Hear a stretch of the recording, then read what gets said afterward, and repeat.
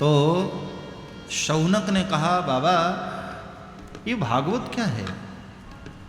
मैंने तो कभी सुना नहीं भागवत के विषय में, क्या है भागवत? बोले तुमने सुना नहीं, मैंने तो देखा है भागवत की महिमा को। पता है जब राजा परीक्षित को शुकदेव जी कथा सुना रहे थे ना, मैं भी वहां था और मैंने देखा कि अभी कथा शुरू होने से पहले ही 33 करोड़ देवता हाथ में अमृत का कलश लेकर आए और शुकदेव को आकर देने लगे, महाराज ये थोड़ी सी भेंट। तो शुकदेव जी को बहुत आश्चर्य हुआ कि ये क्या, इन देवताओं को मैंने तो बुलाया नहीं, बगैर बुलाए आए और अमृत लेकर आए। अब जैसे कोई महाकंजूस हो, हाँ, और अचानक कथा में आकर कहे बापू 5 लाख रुपए का डोनेशन, तो आश्चर्य तो होगा ना उसके पड़ोसियों को भी कि ये क्या, इतना महाकंजूस आदमी और अचानक 5 लाख। शुकदेव को भी आश्चर्य हुआ कि बगैर बुलाए आए और अमृत लेकर आए। तो शुकदेव जी ने कहा कि ठीक है भैया, अब लाए हो तो पिला दो परीक्षित को। बोले नहीं नहीं महाराज, वो परीक्षित को तो हम पिला ही देंगे, लेकिन एक छोटी सी शर्त रख लिया जाए। शर्त ये महाराज कि मेरा वाला अमृत हम परीक्षित को पिला देते हैं और जो आप परीक्षित को पिलाने जा रहे हैं ना, वो बदले में महाराज हम सबको पिला दीजिए। सुनकर शुकदेव ने कहा कि हाँ अब आए लाइन पर तुम लोग, ये सौदा करने आए हो। कहां मेरा दिव्य अमृत और कहां तुम्हारा ये अमृत, हाँ, इसकी बराबरी नहीं हो सकती देवताओं। तुम्हारा वाला अमृत पी करके व्यक्ति अमर तो हो जाता है, लेकिन अभय नहीं होता है। और मेरा वाला अमृत ऐसा है, इसको पीकर व्यक्ति अमर तो नहीं होता है, लेकिन अभय हो जाता है, निर्भय हो जाता है।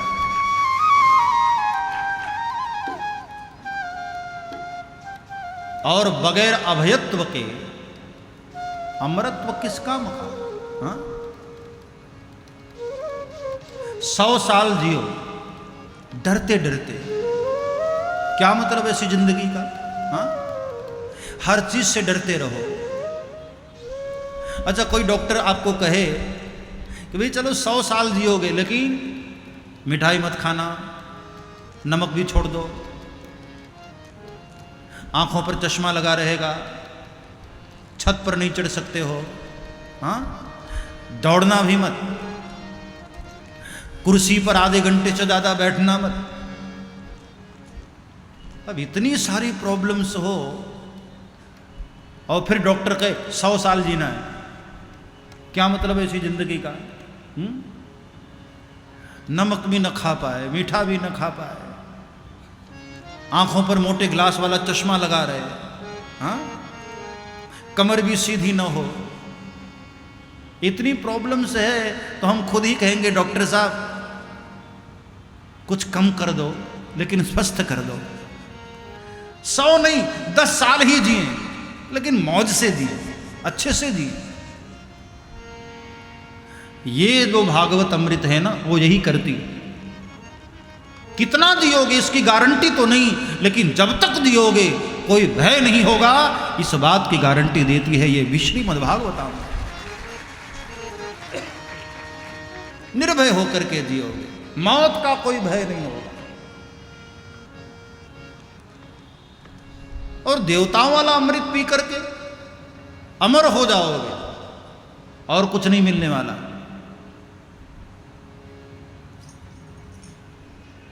एक बार किसी ने देवताओं से पूछा कि एक बात बताओ देवताओं, ये रावण आता है तो डर के मारे आप लोग भागते क्यों हो? कभी कंस के डर के मारे, कभी रावण के डर के मारे। अरे भाई अमर हो, कभी मरोगे नहीं तो भागते क्यों हो? बोले यही तो मुसीबत है कि अमर है। आदमी इसलिए मौज में है, कम से कम आदमी कहता है ना, अरे ज्यादा ज्यादा क्या करोगे, मार डालोगे ना। आदमी को पता है कि ज्यादा से ज्यादा मर जाएंगे, लेकिन सोचो देवताओं की जिंदगी में कितनी मुश्किल है, मर नहीं सकते।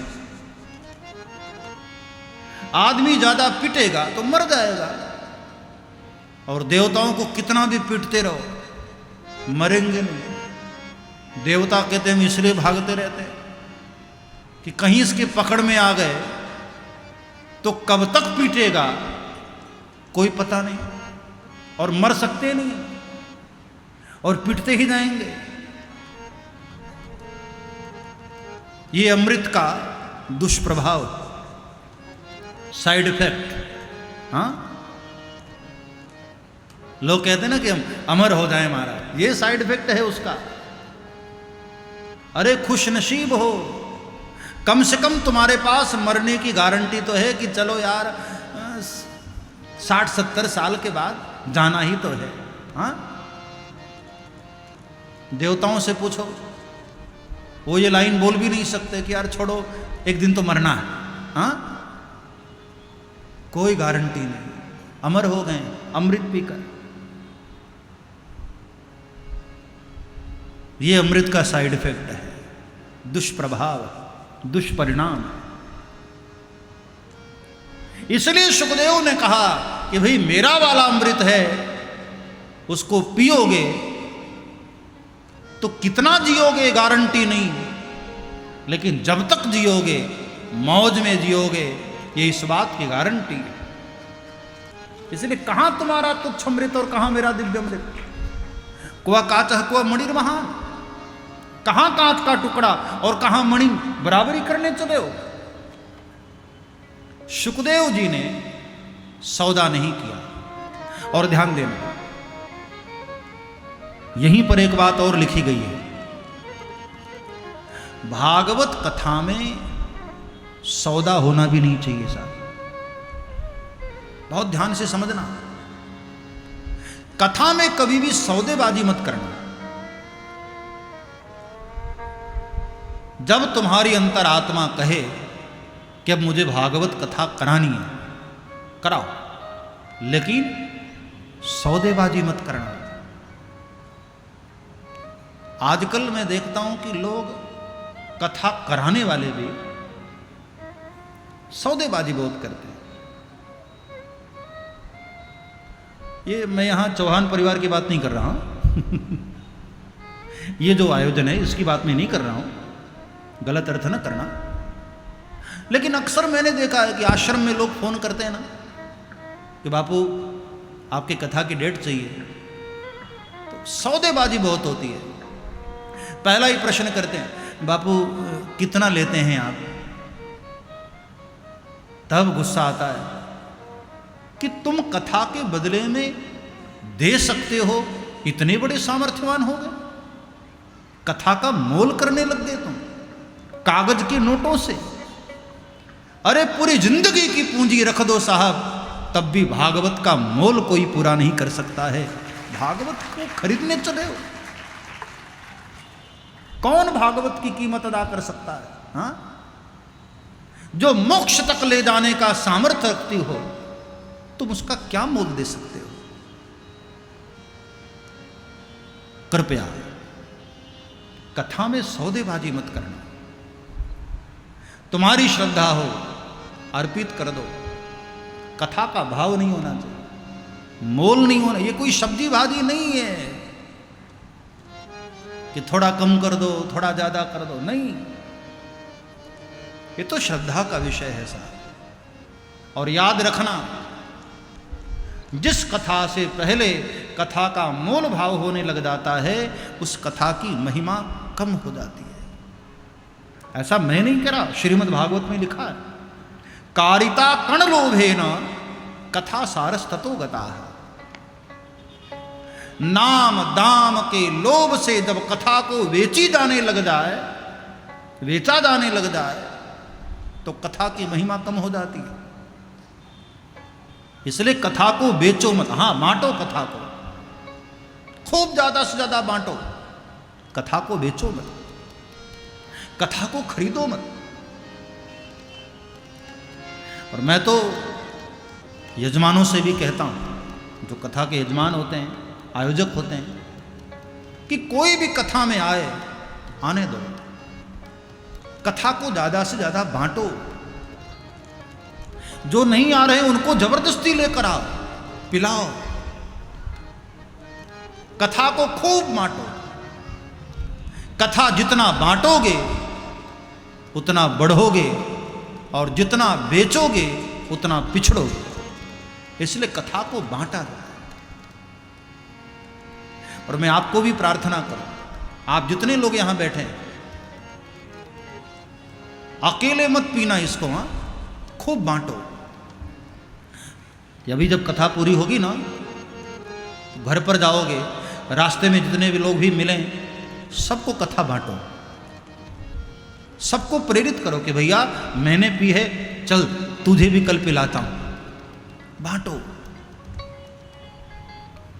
जितना बांटोगे उतना ज्यादा ये कथा पचेगी। और जितना अकेले पीना चाहोगे उतनी ये कथा गरिष्ठ होगी तुम्हारे लिए, पाचक न होगी। खूब बांटो। और अब तो टेक्नोलॉजी का जमाना है ना, तो टेक्नोलॉजी से जो लोग जुड़े हैं वो भी इसको बांट सकते हैं। कैसे? ये कथा YouTube पर लाइव हो रही है, तो एक काम करना, हमारे चैनल पर जाना, चिन्मयानंद बापू, और उस कथा को शेयर करना। शेयर मतलब दूसरों को बांटना, यही तो होता है ना। हमारे चैनल को लाइक करना। YouTube जो चलाते हैं, और अब तो लगभग सब चलाते हैं, मैं तो देखता हूं बूढ़ी बूढ़ी माताएं भी अपने पोते को कहती इधर आ YouTube पर लगा जरा। सब YouTube से जुड़े रहते हैं। हाँ वो बात अलग है, माताएं कथा ही लगवाती है उस पर, भजन लगा, कथा लगा। तो इस कथा को शेयर करो, जितना हो सके बांटो। पूरे बिलासपुर को बांटो, अपने सगे संबंधियों को बांटो, इष्ट मित्रों को बांटो, खूब शेयर करो। अकेले मत पियो। कथा को बेचना नहीं है, कथा को बांटना है। खूब शेयर करो।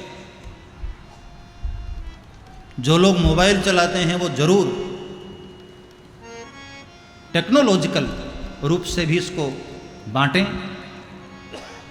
और जो लोग वैसे भी चाहते हैं तो अपने पड़ोस में, मोहल्ले में सबको बांटो। अकेले मत पीना प्यारे। अकेले पीने वाला स्वार्थी होता है, बांट कर पिला। इसलिए सुखदेव जी ने इस कथा को देवताओं को नहीं दिया, भगा दिया। स्वार्थी है देवता लोग।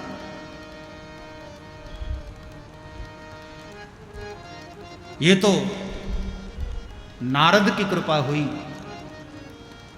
सनत कुमारों से नारद जी ने कथा सुनी, और नारद जी ने इस कथा का जन जन में प्रचार किया। और आज हम लोगों को जो मिल रही है ना, वो नारद जी की कृपा से, वरना तो संसार भागवत की महिमा से अनभिज्ञ रह जाता है। तब शौनक ने प्रश्न किया कि बाबा एक मिनट जरा मुझे बताइए, नारद जी ने कथा क्यों सुनी?